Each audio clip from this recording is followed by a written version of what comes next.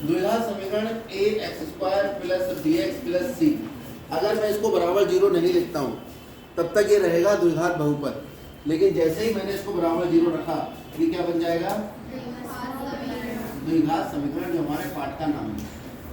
और हमें द्विघात समीकरण के हल ज्ञात करना, इस चैप्टर में हमें जो काम करना है वो यही काम करना है कि द्विघात समीकरण के हल ज्ञात करना है। हल ज्ञात है द्विघात समीकरण किसमें है, चर में है।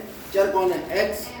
इसके दो मान दुनिया में होंगे जो कि इसकी घात 2 है, और उन दोनों मानों को ज्ञात करने के लिए हमारे पास बहुत सारी विधियाँ होंगी, और वो दो मान जो समीकरण अगर इसको ना बनाऊँ मैं तो बहुपद कहलाते हैं, और वो बहुपद में एक्स के वो मान जो बहुपद को शून्य बनाते हैं वो क्या कहलाते थे, शून्य। और यहाँ पर जो शून्य है उनका नाम हो जाएगा मूल। क्या हो जाएगा, मूल। ये द्विघात समीकरण, द्विघात समीकरण a x square plus b x plus c बराबर 0 के दो मूल होते हैं, जो समीकरण का क्या कहलाते हैं, हल कहलाते। तो एक बात तो क्लियर हो गई कि द्विघात समीकरण के दो हल होते हैं और उन्हें हम क्या कहते हैं, मूल। इनको ज्ञात करने की हमारे पास दो विधियां हैं। मूल ज्ञात करने की वार्तालाप बंद कर लीजिए। दो विधियां हैं हमारे पास। पहली है गुणनखंड विधि,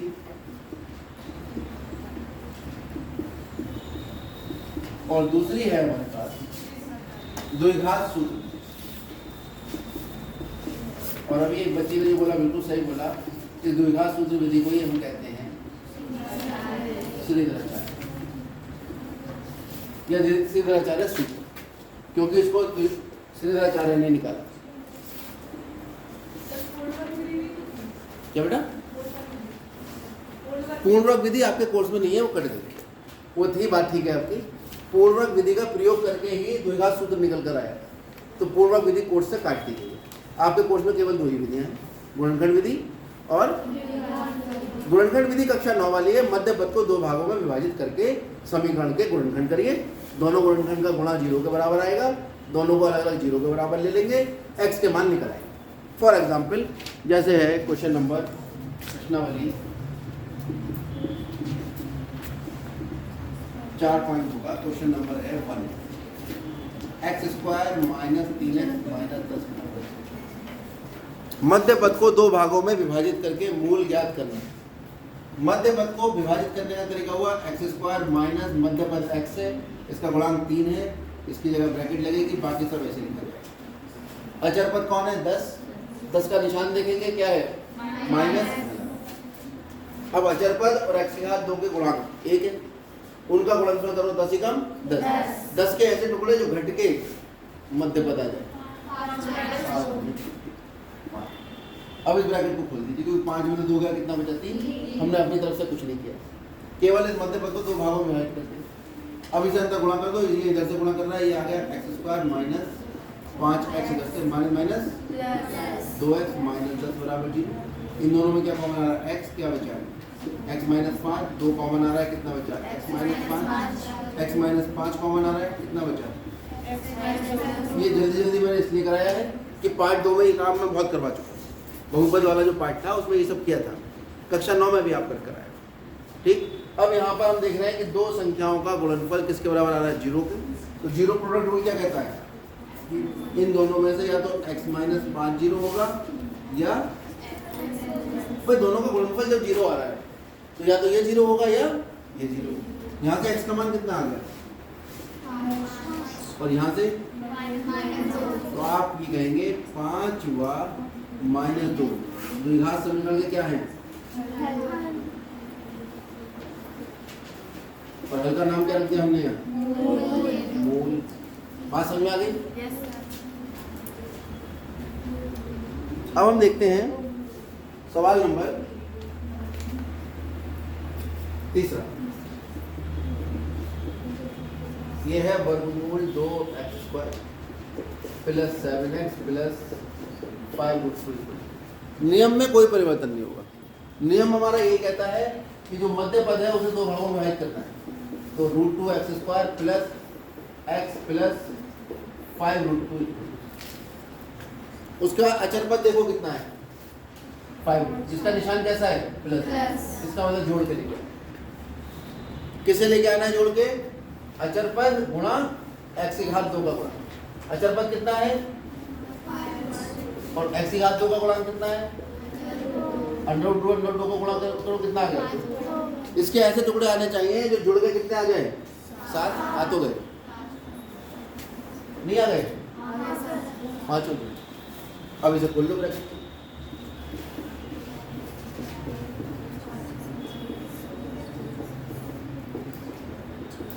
इसमें से कॉमन लो, x क्या बचा प्लस, इसमें आप देखो यहाँ पर 2 लिखा है, 2 पे वर्गमूल लगाकर वर्ग लगा दो। दुनिया की किसी भी संख्या पे वर्गमूल लगा के वर्ग लगा सकते हैं। फायदा क्या होगा, इन दोनों में भी कॉमन आ जाएगा, वर्गमूल 2 क्या बचा यहाँ से, वर्गमूल 2x प्लस वर्गमूल 2 कॉमन आ गया 5 बचा। अब इन दोनों में क्या कॉमन आ रहा है, वर्गमूल 2x प्लस 5 क्या बचा, x प्लस वर्गमूल बराबर, इन दोनों का गुणन 0 आ रहा है, यानी वर्गमूल 2x प्लस 5 बराबर 0 आना चाहिए, या x प्लस वर्गमूल 2 बराबर 0। इसको क्या कहते हैं हम, जीरो प्रोडक्ट रूल। क्या कहते हैं, बाय जीरो प्रोडक्ट। जब भी दो संख्याओं का गुणा 0 है तो पहली संख्या 0 या दूसरी, हम तो संख्या मान के चलेंगे। यहाँ से क्या मान निकल आया x का, -5 या x बराबर -2, तो x बराबर -5/√2 या x बराबर -2। वर्गमूल 2 से ऊपर नीचे गुणा कर लोगे तो ये आ जाएगा -5/√2/2। वर्गमूल 2 से करोगे, वर्गमूल 2 वर्गमूल 2 हो गया, और वर्गमूल 2 ऊपर आ गया। ये थोड़ा सा और सिंप्लीफाई हो जाएगा। ये क्या निकल कर आए दोनों, किसके मूल निकल कर आए, 2। कितने मूल होते हैं, 2। एक को कहते हैं अल्फा और दूसरे को कहते हैं बीटा। कभी कभी ऐसे भी लिखते हैं, कोई दिक्कत, समझ आ गई। चलो आगे बढ़ो, प्रश्नावली के सवाल। सवाल नंबर 6 सबसे पहले देखिए। सबके पास किताबें हैं, ठीक है, इधर है तो किताब, इधर भी है, वहाँ, इधर, उधर, सबके पास। उधर देख लो बेटा, उधर देखने में तुम्हें इनसे लड़ाई है, बात अलग है, लेकिन किताब देखने में क्या दिक्कत आ रही है। तुम इधर देख लो और तुम उनकी किताब में देखो, तुम्हारी तो किताब सामने रखी है। एक कुटीर उद्योग एक दिन में कुछ बर्तनों का निर्माण करता है। कुटीर उद्योग, घर में बर्तन बन रहे हैं। एक विशेष दिन ऐसा होता है, ये देखा गया कि प्रत्येक नग की निर्माण लागत, नग का मतलब बर्तन, जहाँ कटोरी चम्मच गिलास कुछ भी, जो नग बनाया हमने उसमें निर्माण लागत, बनाने में जो पैसे लगे, मान लो 20 रुपये लगे, ऐसे मान के चलो, बनाने में उस दिन जितना निर्माण लागत लगी, बर्तनों की संख्या के दुगने से 3 अधिक। जितने बर्तन बनाए वो उनकी संख्या के दुगने से 3 अधिक थी। क्या, निर्माण लागत। यानी यहाँ पर हमारे पास जो उस दिन की लागत है, निर्माण लागत, वो कितने रुपए बताइए इसने, 90। निर्मित बर्तनों की संख्या एक बात, और प्रत्येक नग की लागत, एक बर्तन बनाने में कितने रुपए लगे, और एक दिन हमने कितने बर्तन बनाए, ये हमें ज्ञात करना। नग का मतलब है बर्तन, ठीक, यहाँ नग लिखा है इसलिए हम नग का प्रयोग करेंगे यहाँ लिखते हुए, आप दिमाग में रखेंगे बर्तन। तो हमें क्या क्या ज्ञात करना है, निर्मित बर्तनों की संख्या और नग की लागत। तो हम मान लेते हैं, माना विशेष दिन, वो विशेष दिन जो था, नगों की संख्या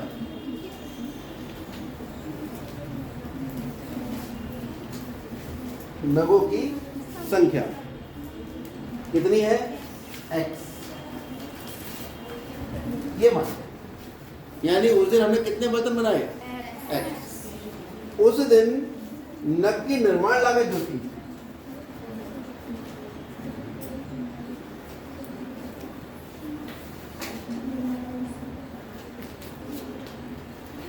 वो भी कितने नग की?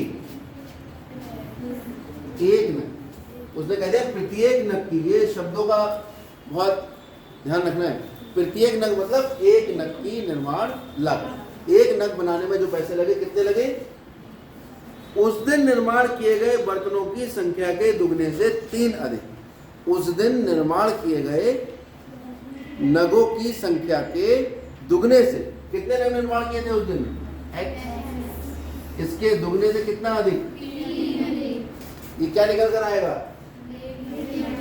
एक बर्तन बनाने में जो पैसे लगे वो उस दिन जितने भी बर्तन हमने बनाए थे उनकी संख्या के दुगने से 3 अधिक रुपए लगे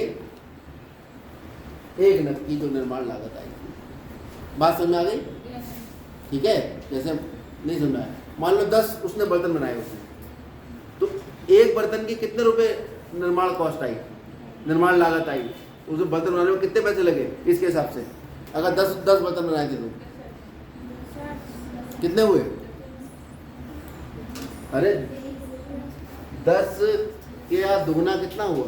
20। और 3 ज्यादा कितना हुआ? एक बर्तन 23 रुपए का बना। अगर उस दिन हमने बनाए मान लो 12 बर्तन, तो एक बर्तन कितने रुपए का बना? 27। बात समझ में आ गई? ये सवाल है हमारा कि उस दिन जितने बर्तन बने थे उसके संख्या के दुगने से 3 अधिक एक बर्तन की लागत आई थी। बात समझ में आ गई? चलो, बहुत अच्छी बात। अब कुल लागत कितनी होनी चाहिए? कुल लागत जो बताई है इसने वो आई है उस दिन कितने रुपए बताया इसने? यदि उस दिन कुल निर्माण की लागत 90 रुपए, अगर उस दिन 90 रुपए निर्माण लागत आई, ठीक, अब एक निर्माण लागत हम निकालते हैं। भाई एक बर्तन की नग की कीमत कितनी है? 2x plus 2। उस दिन कितने नग बनाए हमने? x। तो कुल कितनी लागत आई? भाई कितने नग बनाए आपने? x। और एक नग की कीमत कितनी थी? 2x। अगर दोनों को गुणा करोगे तो कुल लागत आएगी नहीं आएगी? नहीं समझेगा। मान लो 10 रुपए का हमने 10 बर्तन बनाए, उस दिन कितने बर्तन बनाए? 10। 1 रुपए की लागत कितनी आई एक बर्तन की? 23। तो कुल रुपए कितने खर्च हुए बनाने में? 10 बर्तन बनाने में कितने खर्च होंगे? एक नगों की संख्या गुणा एक नग बनाने में लगे गए पैसे। तो नगों की संख्या को गुणा कर दिया हमने किससे? एक नग बनाने में जो पैसे लगे। किसके बराबर आएंगे ये? गुणा करिए, कितना हो गया? माइनस 90 बराबर 0। 90 गुणा 2 कितना हुआ? ऐसे तो करते हैं, अचर पद गुणा x की घात 2 का गुणा कितना हो गया? 180। 180 के ऐसे टुकड़े जो घट के 3 आ जाए। सोचो,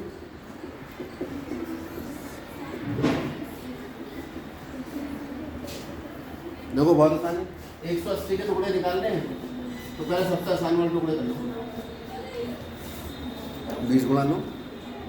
अब 20 में तो 9 घटाओ 3 नहीं आ रहा, इसको लिख लो 3 गुणा 3, इसको लिख लो 10 गुणा 2। 10 दिया 30, 10 दूनी 20 नहीं आ रहा, इसको ऐसा करो 3 गुणा 5 गुणा 4 लिख लो। अब देखो 5 दिया 15, 4 दिया कितना आ जाएगा? 15 माइनस 12। तो 2x² plus 15x minus 12x minus 90 बराबर 0। इन दोनों में से कॉमन आ रहा है x, क्या बचा? 2x प्लस 15 माइनस कितना कॉमन आ रहा है? 3, 6 दूनी 12 प्लस और 15 यहाँ से 2x प्लस 15 कॉमन ले लिया, कितना आ गया? x minus 6। कौन सा रूल लगाएंगे?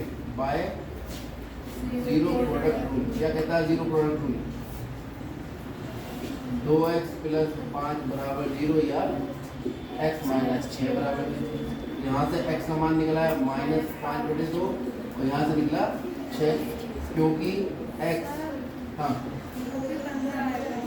यहाँ 15 है। x नगों की क्या है? संख्या है। क्योंकि ये संख्या है नगों की, इसका मतलब x का मान बराबर नहीं हो सकता माइनस 15/2। x का मान माइनस में कैसे आ सकता है? अतः हमारे पास x का मान कितना आ गया? 6 कहते हैं नगों की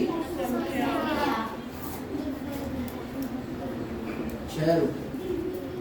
और नगों रुपए जो है 6 और नगों की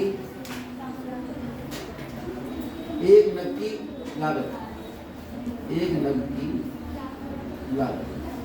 लागत कितनी आएगी 2x + 3, 2 × 6 + 3 कितने रुपए आ गए?